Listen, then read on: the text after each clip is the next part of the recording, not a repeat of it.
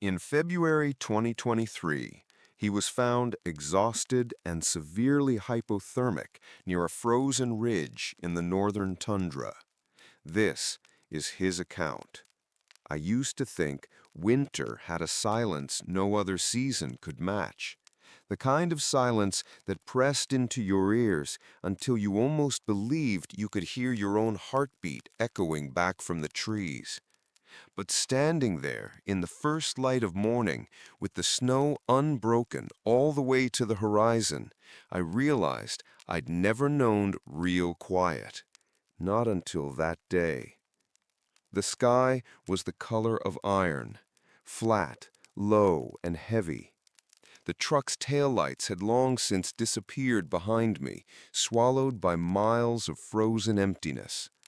I'd planned everything down to the smallest detail. 2 weeks alone in the tundra to photograph the northern wolves during the deep freeze. A chance to capture images no one else had the patience or the nerve to attempt. People who knew me had called it reckless. Some even called it suicidal. Too far, too cold. You'll get stuck out there and no one will find you. They didn't understand. The risk was part of why I came. I checked my pack for the third time. Camera body and 3 lenses, each sealed in insulated wraps. 2 battery banks, a weather radio, emergency beacon, rations, stove fuel, and the flare gun I prayed I'd never have to fire. Even after verifying every piece of gear, I still felt an unease burrowing under my ribs, a small, persistent whisper reminding me how easy it would be to vanish in a place like this. I hoisted the pack onto my shoulders and started walking. Each step sank my boots deep into the crust, making a crisp crunch that sounded too loud in the emptiness.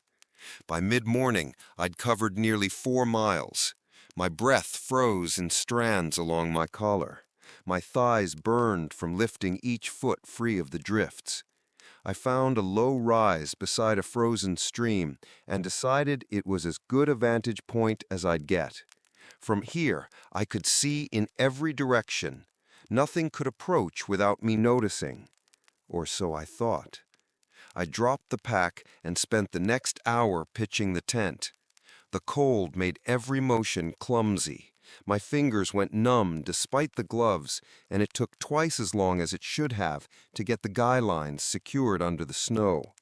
When I was finally satisfied, I dug out a shallow pit for the stove and scraped clear a flat space for the tripod.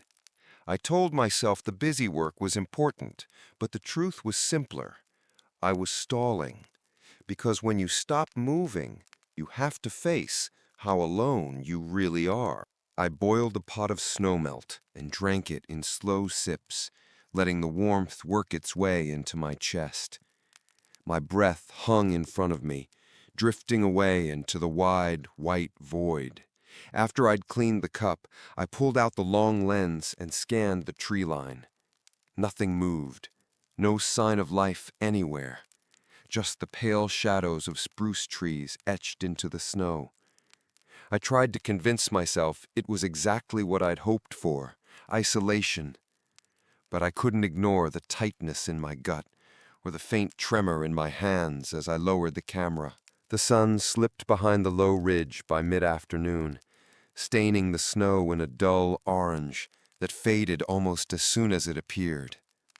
When full dark came, it fell like a curtain. The temperature plummeted so fast, it felt like the cold had a will of its own. I crawled into the tent and zipped the flap. Inside, the stove hissed to life. The small glow cast shadows against the nylon walls, moving as if they had their own intelligence. I checked the weather radio one last time.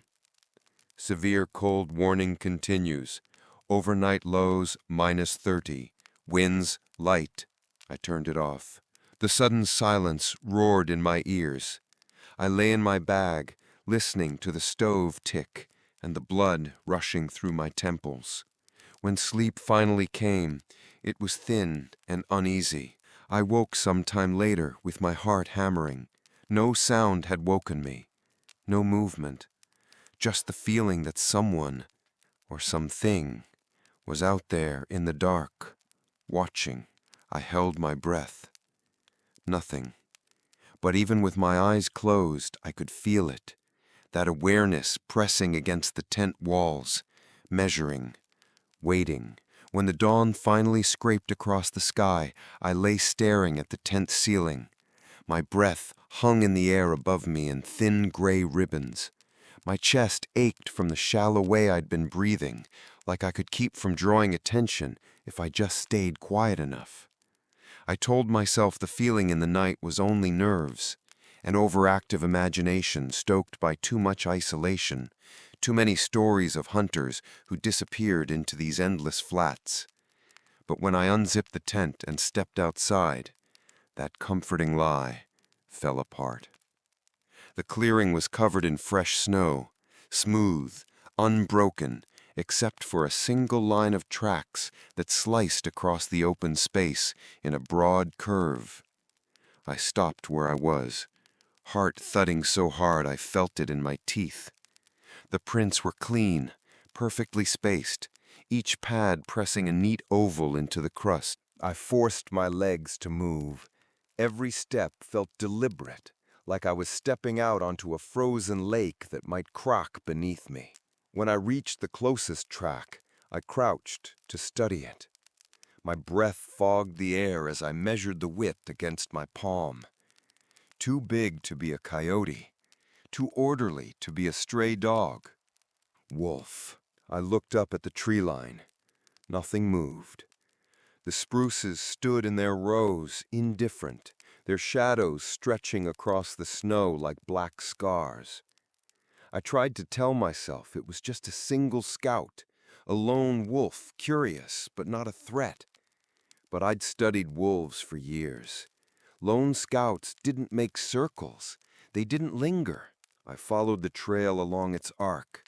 It passed within 20 feet of my tent, paused, two prints side by side where the animal must have stopped, and then continued toward the frozen creek beyond the rise. I knelt in that spot, imagining it standing there in the dark while I slept, watching the shape of my camp. Something shifted in my chest then, a hollow awareness that I wasn't in control of this place the way I'd convinced myself. I forced myself to finish the circuit around camp. By the time I returned to the tent, my hands were trembling from more than cold. I set up the tripod and scanned the horizon through the long lens. The glass magnified every detail, every subtle depression in the drifts. Nothing moved. I panned slowly across the tree line, feeling the skin between my shoulders tighten. Twice I thought I glimpsed something, just a flicker of gray sliding between the trunks. But when I refocused, the space was empty again. I spent the rest of the morning cataloging the tracks, taking photos and recording notes. The rituals helped. They made me feel like I was still the observer, not the observed. By midday, the sky had cleared to a brittle blue that looked almost clean. The wind died down, leaving the air so still it seemed to press against my ears. That's when I found the second set of tracks. They were smaller, running parallel to the first. The spacing told me it was moving with the larger wolf, pacing it step for step. Two of them. I stood there a long time, breathing through the tightness in my throat. I'd wanted proof that the northern pack still ranged this far south. I hadn't expected to be their curiosity. I returned to the tent and forced myself to eat. Each bite of the ration bar stuck in my throat, like my body couldn't decide whether to accept or reject the fuel. The afternoon passed in slow stretches. Every time I dared to look up, I saw nothing but white silence. I could feel them. Somewhere out there in that emptiness, they were waiting. When dusk fell, it came without warning. The sun slipped behind the ridge, and the cold that followed was so sudden It felt like someone had thrown a blanket soaked in ice over my shoulders. I retreated to the tent, zipped the flap, and listened. Hours dragged by. My thoughts circled the same dark track, over and over. What if the radio failed? What if the battery died before help could come? What if the wolves decided to stop waiting?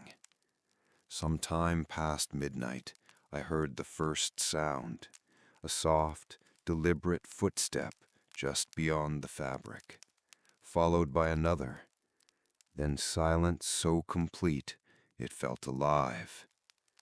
I didn't move. I didn't dare. I didn't sleep after that. I lay on my side, watching the small patch of nylon where frost had crept in from the seams. Every few minutes, I thought I heard another footstep. Sometimes it was a soft crunch, sometimes just the faintest scrape, like claws shifting for balance. When dawn finally came, the darkness didn't feel like it lifted so much as it thinned. A bruised gray light seeped across the clearing, showing me exactly how close they'd come. I forced myself to unzip the flap. My breath hitched when I saw the tracks. They crisscrossed the space around the tent in overlapping circles, a woven pattern of deliberate movement. I counted at least 4 distinct sets, large prints and smaller ones, all moving in and out of the same paths. It wasn't random. It was a pattern. I stepped outside, boots sinking to the ankle in the loose drifts. I crouched to study the deepest impressions, noting the crisp edges, the spacing of the toes. These weren't curious scouts anymore. They were testing me. I stood there for a long moment, the cold sinking into my bones. My breath came shallow, each exhale puffing into the stillness like a signal I couldn't control. The thought came unbidden. They could have rushed me last night if they wanted. But they didn't, because something about this, about me, interested them enough to wait. I spent the morning retracing their path. At the edge of the clearing, the prints veered into the trees, then vanished where the snow had drifted deep. I raised my camera and took photos. Part of me clung to the routine, documenting, recording, pretending I was still the one in control. But each click of the shutter felt more like a hollow ritual than evidence of anything I understood. By midday, the wind returned. It blew across the flats in slow, deliberate gusts, smearing the tracks into blurred shadows. I tried the radio again. "This is Daniel Avery," I said, my voice unsteady. "Coordinates unchanged. Multiple wolves have encircled the camp. Requesting urgent response." Static crackled back at me, loud in the emptiness. I waited, counting out 30 seconds. Nothing. I shut the radio off and pressed the heels of my hands into my eyes. When I looked up, I thought I saw something move at the tree line, a low shape sliding between 2 trees. I lifted the camera, zoomed in, and scanned the gap. Empty. But the feeling stayed, a pressure between my shoulder blades that made it impossible to relax. The afternoon dragged on. I tried to keep busy, sorting gear, checking the stove fuel, melting snow, but each task felt like it took an hour. Every so often, I'd step outside to look for new tracks, and every time they were there, fresh loops around the tent, the snow pressed flat where a heavy body had stood watching. By dusk, I stopped trying to pretend I was just imagining it. They were studying me, learning my habits, waiting for something. When darkness fell, it came as a relief in a twisted way. At least I couldn't see the tracks anymore. Inside the tent, I turned the stove on low and wrapped myself in the sleeping bag. My hands shook as I held the flare gun, thumb resting on the safety catch. Hours passed in a haze of half-conscious dread. At some point, I must have dozed off. I woke to a sound that made my skin crawl. A soft, deliberate exhale, right against the nylon wall. Then another. I didn't dare breathe. The silhouettes moved, shifting in the thin moonlight that seeped through the fabric. I couldn't see them fully, but I knew exactly what they were. I pressed my back into the far side of the tent, flare gun raised, every muscle locked. I waited, and they waited with me. I stayed frozen in place for what felt like an hour. The flare gun felt like a toy in my hand, some fragile promise that I could keep the boundary intact if I only held on tight enough. Outside, the breathing stopped, but I knew they hadn't left. They were just waiting for me to make a noise, to unzip the flap, to show them I was still afraid. I closed my eyes and counted to 100, forcing my heartbeat to slow. Then, because I couldn't bear the uncertainty any longer, I unzipped the flap an inch and peered out. Moonlight lay across the clearing in sheets of cold silver. The snow was a maze of tracks, dozens of paths weaving in and out, circling the tent in slow, deliberate spirals. I thought about stepping outside. I thought about firing a flare to see if it would scatter them. But part of me knew exactly what would happen. They would run, for a moment, then they would return. The flare wouldn't change anything, except how long they were willing to wait. So I sealed the flap again and pressed my back against the nylon. I don't know how long I sat there. The dark felt endless. Sometime near dawn, the first impact came. A muffled thud against the side of the tent. My heart seized in my chest. Then another impact, closer to the flap. The nylon bowed inward just enough to show the shape of a massive head pressing against it. I almost fired the flare then, panic clawing at the edges of my thoughts. Instead, I held perfectly still, breathing through my mouth so quietly I could barely hear it myself. A slow exhale fogged the fabric, leaving a dark stain of condensation. Then the shape pulled back. Silence returned, thicker than before. I knew this wasn't curiosity anymore. It was a test. They wanted to see how far I would let them come. When the sun finally rose, I forced myself to crawl out. The clearing looked transformed. The snow was trampled, pressed flat in wide arcs that looped around the tent. In some places, the wolves had dug shallow depressions, as if they'd been lying there for hours, waiting. I counted at least 6 distinct sets of tracks. I turned slowly in a circle, scanning the tree line. Nothing moved, but I could feel them.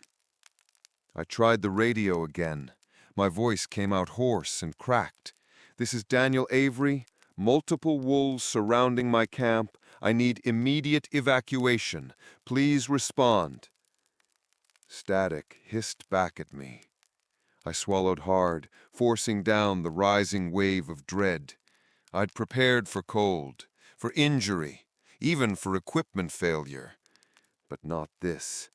Not the knowledge that something out there was watching me, learning me.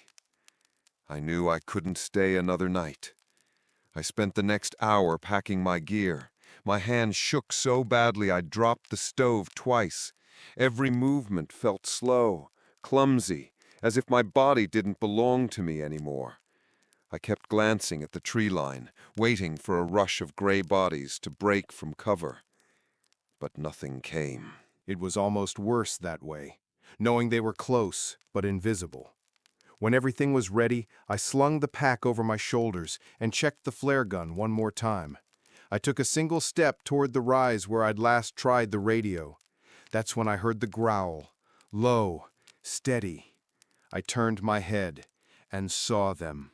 5 wolves, standing in a loose semicircle at the edge of the clearing, watching. waiting. I didn't run. I couldn't.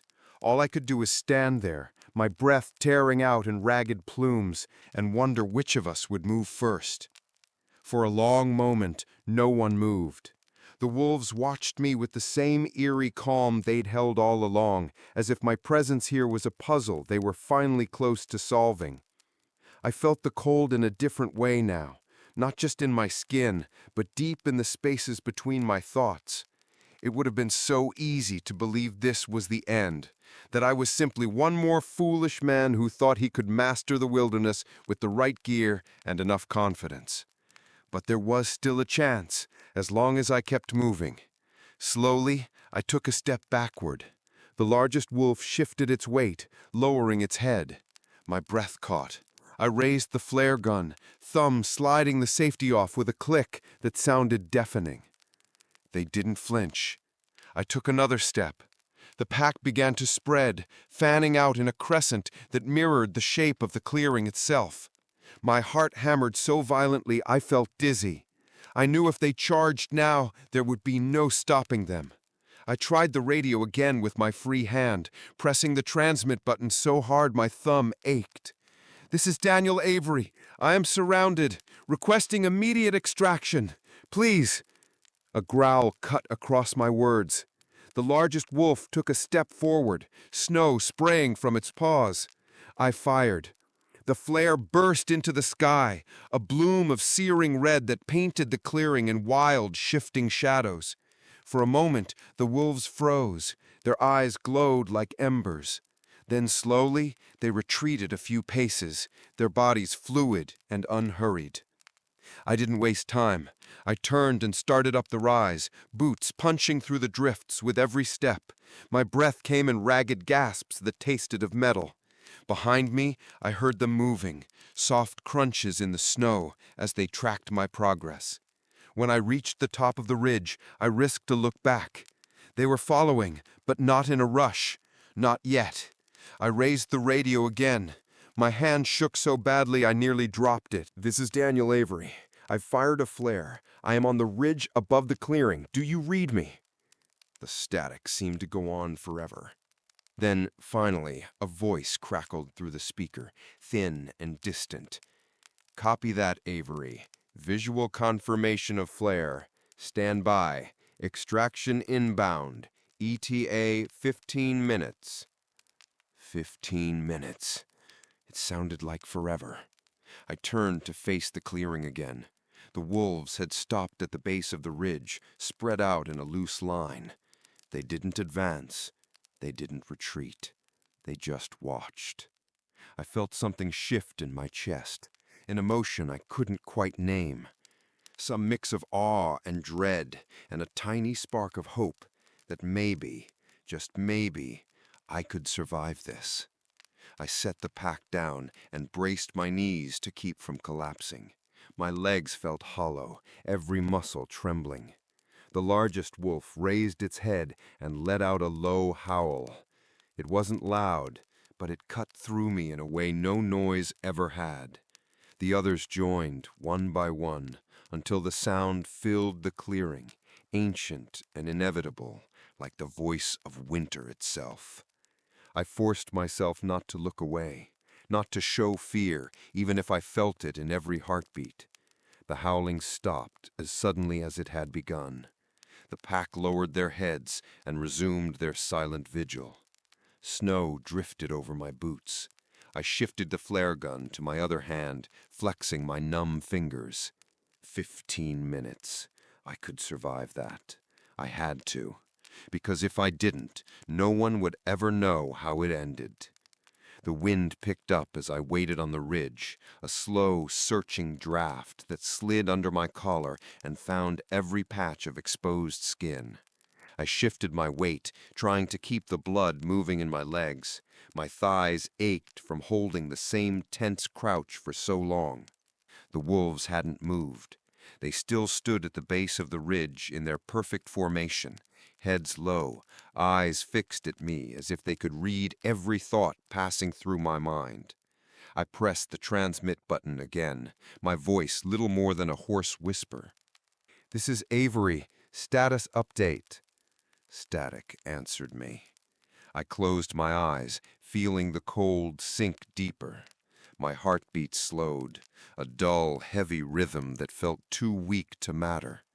Part of me wondered if this was how it ended, not in a flurry of teeth and claws, but in the quiet surrender that came when you finally understood you were only one small life in a place that had never needed you. Then the radio crackled. Avery, we are inbound. Visual on your position. Hold tight. Relief struck so sudden and fierce that I nearly lost my balance. I forced myself to look up. At first, the sky seemed unchanged, just a flat expanse of gray. Then I saw it. A dark shape growing against the clouds, rotors sweeping columns of snow into the air. The helicopter. I raised my arm, though I doubted they could see the gesture. My shoulder felt like it belonged to someone else. The wolves didn't react.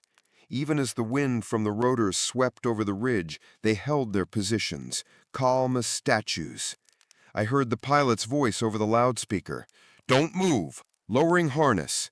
A bright orange line descended toward me, swaying in the downdraft. I watched it come, every second stretching into something brittle and endless. When the harness finally touched down, I fumbled with the straps. My fingers were so numb I couldn't tell if I'd buckled them correctly. Below, the wolves shifted at last.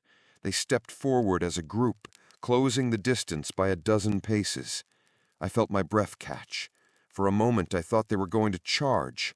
Instead, they stopped in a perfect line, watching with that same uncanny stillness. I looked into their eyes and felt something I couldn't name, a respect, maybe, or an understanding that went beyond fear. They had given me time. I didn't know why, but I would take it. The harness went taut, lifting me inch by inch from the snow. Wind battered my face, cold so intense it burned. I rose higher, the clearing spreading out beneath me like a map etched in white. The wolves never looked away, not as I left the ground, not as the helicopter banked south, not as the distance stretched between us until they were no more than gray marks against the trees. Inside the cabin, hands grabbed me under the arms, hauling me through the door. Warm air hit me in a wave that brought tears to my eyes. Someone pressed a blanket around my shoulders.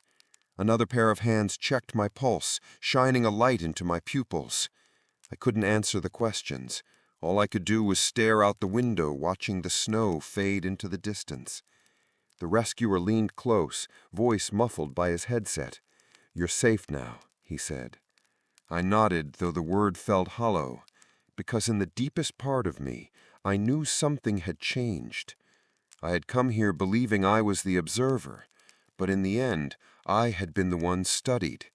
And as the helicopter carried me away, I wasn't sure I had left that place entirely behind.